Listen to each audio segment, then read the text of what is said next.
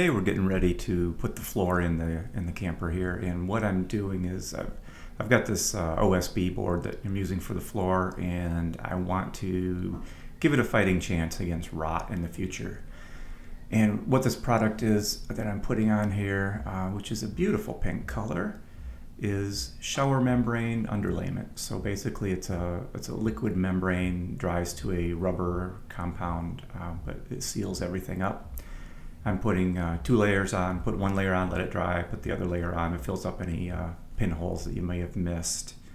And then basically that protects the whole bottom side of that board as you're going down the road, keeps it from getting water on it. The next step here is to put in some insulation because we want that floor to stay warm. So I've just got some 1-inch rigid foam here that I'm putting in here, and that will help keep that floor warm. Yeah, so here I'm just adding some adhesive. The stuff is rated to be used with foam board. If you use the wrong stuff, it'll actually dissolve the foam board. It won't stick to it. So this stuff works pretty well. Just be generous with it, and it's really just to kind of hold it in place. Because I've got the channels underneath here to hold the foam up from falling down on the road, it's not a huge deal either way. So here comes in that OSB painted red on the bottom, and I'm just going to drop this into place over that adhesive and screw it down.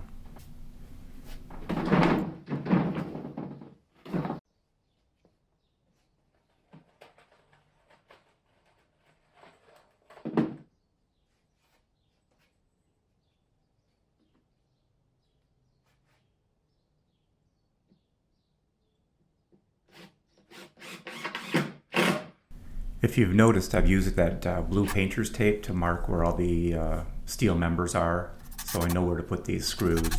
And I'm using these tech screws, they're called. They're for specifically for putting metal onto, or attaching wood to metal, so they're self-drilling. Makes it really nice. The next here, I've because this little area has these tabs on it, I've got to break this foam in half to fit it in here. It's a little more fiddly to work with. I'm not real happy with this glue either. You'll see in a second here where it just doesn't stick very well. It's kind of maddening. I'll put it in here, you know, it's okay. It will adhere once you smash it down, but you can see how it just kind of falls off in pieces here. It's not very sticky to start with, not very tacky. Once it's pushed into place, it works really well. So, but here you can see where this is going to be really tight fitting this thing in here. I didn't taper the insulation because I want it to be, you know, full depth, full thickness, and better insulating. So what I'm going to do here is just kind of wedge it and kind of stretch it into place.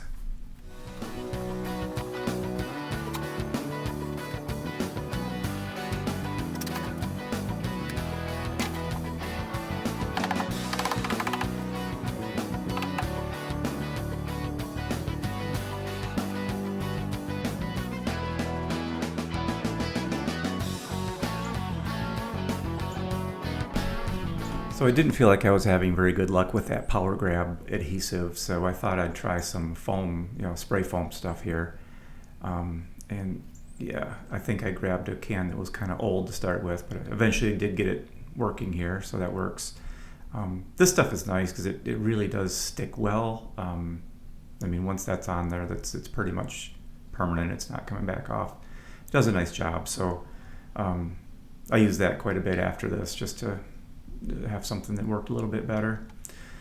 Now here, I showed you those where I had those tabs I put on there. Well, that was not mild steel apparently, and I had a heck of a time getting these screws to drill through it. Actually, what it ended up doing was drilling those out in with a carbide bit, because it just, or tungsten bit, I'm sorry, because I just could not get through it. That metal was from a bed frame, and it was hardened. So here I'm tipping the trailer up, and so I can get to the underside. And you can kind of see everything down here now. I can put the rest of the foam on these other pieces that I couldn't get to before. As you can see here, I did go back to using the power grab again because it does stick immediately. It holds the material in place really well. But then I went back with some expanding foam here, the spray foam stuff, and just used that for a permanent hold, I guess I would say, a better permanent hold than the power grab gives me. So between the two of them, it should stay on there very nicely. I also cut some little notches here to go around all those tabs to fit everything up in there nicely too. And this should insulate the floor pretty nicely, I think.